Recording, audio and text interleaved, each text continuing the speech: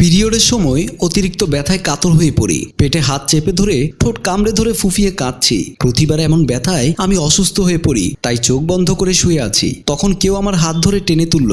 আমি চমকে শক্ত হয়ে বিছানায় বসলাম। আমি তার দিকে তাকিয়ে ভয়ে গুটিয়ে গেলাম। সামনের মানুষটি আমার চুলের মুঠি শক্ত করে ধরে বলল, এই যে নবাবের বেটি, সকাল 10টা বেজে গেল, আপনার এখনো ঘুম ভাঙলো না?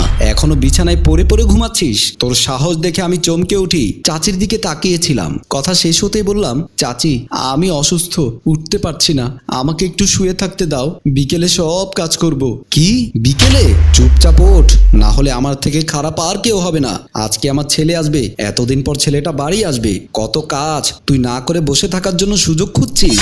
আমি আমতা করে বললাম, চাচি আমি। ওঠ, তোর কোনো অজুহাত আমি শুনছি না, তাড়াতাড়ি কাজে লেগে পড়। কতদিন পর আমার ছেলে আসছে বিদেশ থেকে, কত কাজ পড়ে আছে। চাচি কথাগুলো বলতে বলতে চলে গেল। আমি চুলের মধ্যে একটা হাত দিয়ে চোখের জল ফেলছি। চোখ বন্ধ করে একটা দীর্ঘশ্বাস ফেললাম। উঠতেই পারছি না, কাজ করব কি করে? 5 বছর আগে ভাইয়া বিদেশে গিয়েছিল, আজ দেশে আসছে। ভাইয়া যখন বিদেশ গিয়েছিল তখন আমি অনেক ছোট ছিলাম। আমার মা বাবা না থাকায় চাচির ঘরে মানুষ। এসব কথা ভাবতে ভাবতে কাজের লোক দরজায় এসে বলল, উষ্ণা তাড়াতাড়ি বাসা মুছে ফেলো, ম্যাডামের আদেশ, বলেই চলে গেল। আমি দুর্বল শরীর নিয়ে উঠে দাঁড়ালাম। ব্যথা চোখ বেয়ে জল গড়িয়ে পড়ছে, কিন্তু দেখার মতো কেউ নেই। তারপর আস্তে করে হেঁটে সামনে গেলাম। তারপর ওয়াশরুমে ঢুকলাম। ওয়াশরুম থেকে এক বালতি পানি নিয়ে সিঁড়ি দিয়ে 2 তলায় চলে এলাম। ড্রয়িং রুম থেকে মোছা শুরু করলাম। উঠা বসা করতে খারাপ লাগলেও দাঁতে দাঁত চেপে সহ্য করলাম। পেটের সাথে এমন মাথাও ব্যথা করছে, এক হাতে চুলে নিয়ে দীর্ঘশ্বাস ফেললাম। তারপর আস্তে আস্তে কাজ চালিয়ে গেলাম। সমস্ত ঘর মোছামুছি, ঝাড়ু দিয়ে পরিষ্কার করে সমস্ত কাজ শেষ করলাম। তারপর দরজা বন্ধ করে দিয়ে সিঁড়ি বেয়ে নিচে নেমে এলাম। কাজ শেষ হতেই অনেকটা সময় পেরিয়ে গেল। পুরো বাসা মুছে আমি ধপ করে সোফায় বসে গা এলিয়ে দিলাম। এত খারাপ লাগছিল যেন মরে যাচ্ছি। চোখ বন্ধ করে বসে আছি, সারা শরীর অসাড় হয়ে আসছে। তখন চাচির কর্কশ গলায় আওয়াজ করতে করতে আমার কাছে এলো, কি হচ্ছে? তুই আবার কাজ ফেলে বসে আরাম করছিস? এই জন্য এমন আপদ বাসায় রাখতে চাইছিলাম না। আমার হাড় মাংস শেষ করে দিল, বসে বসে শুধু অন্য ধ্বংস করছে, কাজের বেলায় অষ্টরম্ভা। চাচির কথা শুনে আমার বুকের ভেতরটা দুমড়ে মুচড়ে যাচ্ছে, চোখ দিয়ে টপ টপ করে পানি পড়ছে। চাচি আমাকে এভাবে বলতে পারলো? আমি তো সব কাজই করি সব সময়, চাচি যা বলে তাই করি, তাই আর সহ্য করতে পারলাম না। সাহস করে বললাম, চাচি আজ শুধু পিরিয়ডের জন্য করতে চাইছিলাম না, তাও তো করেছি। আবার ন্যাকা কান্না শুরু হয়েছে? এত নাটক করতে পারিস তুই? কিছু বললেই কান্না করে ভাসিয়ে দেওয়ার স্বভাব, যত সব আপদ। আমি ভয়ে ভয়ে বললাম, চাচি আমি তো মুছে দিয়েছি। দেখেছি, একটা ঘর বাদ দিলি কেন? আমি চাচির দিকে তাকিয়ে বললাম, কোনো ঘর তো বাদ দেইনি। ইহানের ঘর তো কিছুই করিসনি, যা ওই ঘরে গিয়ে পরিষ্কার কর। ও কিন্তু একদম নোংরা অপরিষ্কার পছন্দ করে না, একদম ঝকঝকে চকচকে করে দিবি। আমি বললাম, ওই ঘরে তো সবাইকে যেতে মানা করেছিলে, তাই সে করেছিলাম, কিন্তু এখন না গেলে পরিষ্কার করবি কি করে? আর শোন, দরকার ছাড়া ওই রুমে যাবি না, ইহান পছন্দ করে না। আমি মাথা নেড়ে সম্মতি দিলাম। চাচি চলে গেল। আমি রুম পরিষ্কার করতে চলে গেলাম। বাড়ির সমস্ত কাজ শেষ করে আমি ওয়াশরুমের কাপড় ধোয়ায় ব্যস্ত ছিলাম। তখন চাচি রুমে আসলো আর আমার দিকে ভ্রু কুচকে তাকিয়ে চোখ বুলিয়ে নিল। কাজ শেষ হয়েছে? আমি মাথা নিচু করে বললাম, জি চাচি। যা তাহলে রান্নাঘরে গিয়ে থালা বাসন মেজে ফেল। আমি আর কোনো কথা না বলে রান্নাঘরে চলে গেলাম। সারাটা দিন আর বসতে পারলাম না, কাজ আর কাজ। অনেকক্ষণ কাজ করার পর চাচি আবারও রান্নাঘরে এসে বলল, সামান্য একটু কাজ করতে হলো, এই জন্য মুখটারে পেঁচার মতো করে রাখলি? চাচির কথা শুনে চাচির কথার কোনো উত্তর না দিয়ে রুমে চলে আসলাম। আমি রুমে এসে ধপ করে বিছানায় শুয়ে পড়লাম। আর পারছি না, শরীরটা ম্যাচ ম্যাচ করছে, মনে হয় জ্বর আসবে, বুক চোট এখান নাচছে। বারবার চাচির কথা মনে পড়ছে। চাচি বলেছে মেহমানদের সামনে যেন না যায়, আমাকে রুমেই থাকতে বলেছে, রাতে খাবার রুমে দিয়ে আসবে। আমি মেহমানদের সামনে গেলে তারা অপমানিত হবে। সকালবেলা ঘুম ভাঙলো, পেটে প্রচন্ড খিদে, গায়ে জ্বর, তার সাথে মাথা ব্যথা, পেট ব্যথা তো আছেই। আমি গায়ে একটা চাদর জড়িয়ে ডাইনিং টেবিলে এলাম, পানি খেয়ে নিলাম। খিদে পেয়েছে খুব, সারাদিন ভালো মতো খেতে পারিনি, রাতে তো খাবারও দেয়নি। এখন আর পারছি না। ফ্রিজ খুলে দেখলাম খাবার নেই। ফ্রিজের উপর রাখা বিস্কিটের বয়াম ছিল, ওখান থেকে 2টো বিস্কিট নিয়ে পেছনে ঘুরতেই কারো বুকের সাথে বাড়ি খেলাম। সারা শরীর কেঁপে উঠলো। আমি তার বুকের সাথে লেপ্টে আছি। লোকটা আমাকে জড়িয়ে ধরলো। আমি বিস্ময়ে হতভম্ব হয়ে গেছি। আমার সারা শরীর থর থর করে কাঁপছে ভয়ে। নিজেকে আর ঠিক রাখতে পারলাম না। জ্ঞান হারিয়ে লোকটার উপর ঢলে পড়লাম।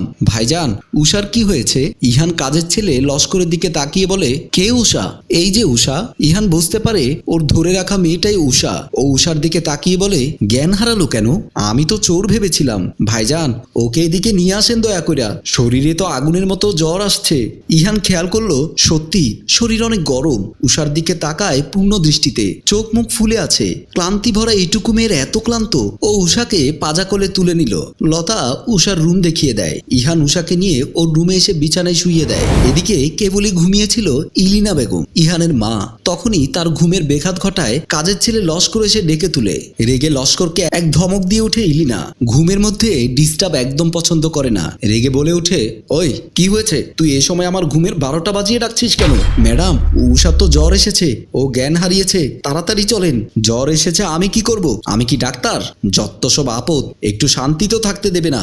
জ্ঞান হারিয়েছে, মরে তো যায়নি, এত হাক ডাক করছিস কেন? তুই যা করার কর, আমাকে একদম বিরক্ত করবি না। বিরক্তের সাথে কথা বলেই ইলিনা আবার ঘুমাতে যাবে। তখন লস্কর বলে উঠল, ইহান ভাইজান উষার কাছে আছে, তিনি আপনাকে যেতে বলেছে। ইহান উষার কাছে আসে শুনেই চমকে উঠে ইলিনা। ফিরে তাকিয়ে বলে, কি বললি তুই? হ ম্যাডাম, আমি ঠিকই কইছি। চমকে উঠে তাড়াতাড়ি উষার রুমে আসতে উঠে গেল। এদিকে ঈশান হাত দিয়ে গ্লাস থেকে কিছু পানি উষার মুখে ছিটিয়ে দিল।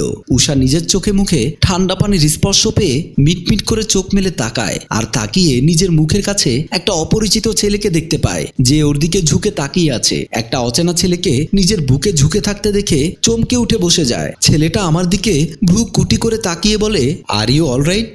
আমি কাপড় চোপড় ঠিক করে ভয়ার্ত দৃষ্টিতে তার দিকে তাকিয়ে আছি। আর কাপা কাপা গলায় বললাম, কে আপনি?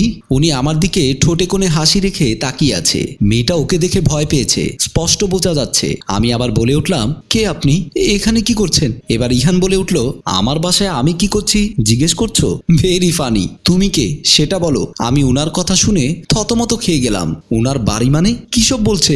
আমি চিন্তা করছি কে উনি, উনার বাড়ি কিভাবে হলো। তখন উনি একাই বলে উঠল, আমি ইহান, এই বাড়ির একমাত্র ছেলে। ওনার কথা শুনে আমার চোখ দুটো রসগোল্লার মতো বড় বড় হয়ে গেল। আমি ঢোক গিলে ওনার দিকে ভীতু মুখ করে তাকিয়ে আছি। আর মনে মনে বলি, উনি তাহলে ইহান ভাইয়া? একদমই চিনতে পারিনি। এবার তোমার পরিচয় দাও। তোমাকে তো ঠিক চিনলাম না। আমি নিজের পরিচয় দিতে যাব, তখনই চাচি এলো ছুটে। আর এসেই একবার আমার দিকে তো একবার ইহান ভাইয়ের দিকে তাকালো। আমি চাচিকে দেখে ভয়ে মাথা নিচু করে ফেললাম। ইহান নিজের মাকে দেখে বলে উঠল, আম্মু তোমরা কি বলো তো? একজন অসুস্থ, তার খোঁজ না নিয়ে ঘুমিয়ে পড়েছো? ইলিনা ছেলের দিকে তাকিয়ে চোখ ঘুরিয়ে গরম চোখে উষার দিকে তাকালো। তারপর মুখে হালকা হাসি টেনে বলল, আমার মাথা থেকে একদম বেরিয়ে গিয়েছিল রে। ওর এত শরীর খারাপ আমি তো জানতামই না। ও তো বিকেল ভর ঘুমিয়ে কাটিয়েছে, রাতে খেতেও এলো না। কত ডাকলাম, সারাদিন এত ধকল গেছে, খেয়াল করিনি। দাঁতে দাঁত খিচে গরম চোখে উষার দিকে তাকালো। চাচির মিথ্যে কথা শুনে আমি অবাক হয়ে গেলাম। ইহান মায়ের দিকে তাকিয়ে বলল, আমি ওকে দেখিনি আসার পর। কে ও? চিনলাম না তো। তখন পেছন থেকে ছোট বোন রিমি বলে উঠল, ভাইয়া ওকে চিনতে পারছিস না? ও তো আমাদের বোন উষা, হুমায়ুন কাকার মেয়ে। কথাটা বলতে বলতে ভেতরে এসে আমার কপালে হাত রাখলো। ইস, কি জ্বর এসেছে রে। দাঁড়া, আমি তোর জন্য ওষুধ নিয়ে আসছি। খেয়েছিস কিছু? আমি মাথা উঁচু করে রিমির দিকে তাকালাম। রিমি আমার মুখের দিকে তাকিয়ে বলল, মুখ দেখে বোঝা যাচ্ছে কিছু খাসনি। লস্কর, উষার জন্য খাবার নিয়ে আয় বলে রিমি রুমে চলে গেল। আমি মাথা ঘুরিয়ে চাচির দিকে তাকালাম। চাচি আমার দিকে চোখ গরম করে তাকিয়ে আছে। চাচির থেকে চোখ সরিয়ে ইহান ভাইয়ের দিকে তাকিয়ে দেখি ভাই আমার দিকে এক দৃষ্টিতে তাকিয়ে আছে। আমি তাকাতেই দুজনের চোখাচোখি হয়ে গেল। আমি তাড়াতাড়ি চোখ সরিয়ে নিলাম। তখন ভাইয়া আমাকে উদ্দেশ্য করে বলে উঠল, এই তুমি হুমায়ুন কাকার সেই পিচ্চি মেয়ে? ও মাই গড, আমার তো বিলিভ হচ্ছে না, এত বড় কিভাবে হয়ে গেলে? তখন তো একটা হাফ প্যান্ট পরে আর ফতুয়া পরে আমার সামনে ঘোরাঘুরি করতে। আমি মাথা নিচু করে ফেললাম। ইহান আমাকে উদ্দেশ্য করে বলল, ইউ লজ্জা পাচ্ছ? এখন কোন ক্লাসে পড়ো? আমি চমকিত হয়ে বললাম, জি ক্লাস 10-এ। আমার কথা শেষ হতে চাচি ভাইয়ার কাঁধে হাত দিয়ে বলল, ইহান আব্বু যাও, তুমি ঘুমিয়ে পড়ো, আমরা তো আছি। ইস, কত রাত হয়ে গেল, ক্লান্ত শরীর নিয়ে এখনো জেগে আছো। যাও আব্বু, বিশ্রাম নাও। ঠিক আছে। বসা থেকে দাঁড়িয়ে গেল ইহান ভাইয়া। যাওয়ার আগে আমার দিকে তাকিয়ে বলল, ওকে টেক কেয়ার বলেই ভাইয়া চলে গেল। তখন চাচি আমার দিকে গরম চোখ করে এগিয়ে এসে আমার চুল ধরে বলল, তোকে না মানা করেছিলাম ইহানের সামনে না যাওয়ার জন্য? শক্ত করে চুল ধরাতে আমার চোখ দিয়ে পানি চলে আসলো। তারপর আমি বললাম, চাচি আমি ইচ্ছে করে ভাইয়ার সামনে যাইনি, আমি তো পানি খেতে গিয়েছিলাম। তখন ভাইয়া চলে এলো আর আমি চুপ। আপদ একটা, তোর কোনো কথাই আমি শুনতে চাই না। তোর জন্য আমার ঘুমের ব্যাঘাত ব্যাঘাত ঘটলো। নিজের মা বাবাকে তো খেয়েছিস, এখন আমাদের জ্বালিয়ে পুড়িয়ে শেষ করবি? চাচির কথা শুনে আমার চোখ ঝাপসা হয়ে এলো। বিরক্ত মুখ করে চাচি গট গট করে বেরিয়ে গেল। পরের দিন শরীর হালকা জ্বর ছিল, ওভাবেই সকাল সকাল উঠে গেলাম, না হলে আবার চাচি বকাবকি করবে। রান্নাঘরে গেলাম, দেখছি লস্কর চা করছিল। আমি রান্নাঘরে গিয়ে রান্নার কাজে হাতে লাগাতে যাব, তখনই লস্কর আমাকে ডেকে বলল, উষা তুই একটু ইহান ভাইজানের কফিটা দিয়ে আয় না। আমি বললাম, আমি কেন? তুই যা, আমার কাজ আছে। তাছাড়া আমার না ভাইজানকে দেখলে লজ্জা করে। আমি উষার দিকে তাকিয়ে বোকা বনে গেলাম। বাবারে কি লজ্জা, বলেই কফিটা ওর হাতে দিলাম। তারপর বললাম, ভাইয়া আসলে অনেক সুন্দর, একদম নায়কের মতো। উষা বলল, আমি ভাইয়ার রুমে গেলে চাচি বকাবকি করবে। তাছাড়া কালকে আরো কি সব ঘটনা ঘটলো, কিন্তু কফিটা তো দিতে হবে। তাই সাহস জুগিয়ে কফি নিয়ে ভাইয়ার রুমে গেলাম। এদিকে ইহান রুমে বসে পেপার পড়ছিল। আমি সামনে এসে কাচুমাচু করে দাঁড়িয়ে আছি। ইহান ভাই আমাকে দেখে না দেখার ভান করে অপলক দৃষ্টিতে পেপার পড়ছিল। ঠিক 5 মিনিট ধরে এইভাবে দাঁড়িয়ে আছি, এক পা সামনে বাড়িয়ে পিছিয়ে নিচ্ছি। ভয় লজ্জা দুটোই করছে, কিন্তু এভাবে আর কতক্ষণ দাঁড়িয়ে থাকবো? কফি তো ঠান্ডা হয়ে যাবে, তখন তো খেতে পারবো না। তারপর একটু হালকা কাশি দিলাম। সাথে সাথে ইহান ভাইয়া আমার হাত থেকে কফির কাপটা পাশে রেখে জোরে একটা টান দিয়ে আমাকে জড়িয়ে ধরে ফেললো। লজ্জায় আমি চোখ বন্ধ করে ফেললাম। এদিকে দৌড়ে চাচি এসে বলল, হারামজাদি, শেষমেশ আমার ছেলেটার মাথাটা খেলেই। সবাই চমকে উঠল। সম্মানিত দর্শক, আপনারাই বলুন চাচিমাকে কি করা উচিত? এই গল্পের দ্বিতীয় অংশ দেখতে চাইলে কমেন্ট বক্সে লিখে জানান। গল্পটি ভালো লাগলে লাইক কমেন্ট শেয়ার করে অন্যদেরকে দেখার সুযোগ করে দিন। গল্প ভাবনা ও প্রযোজনায় মঞ্জুর মোর্শেদ, পরিচালনায় রেজাউল কবির চৌধুরী, ক্যামেরায় রিমন।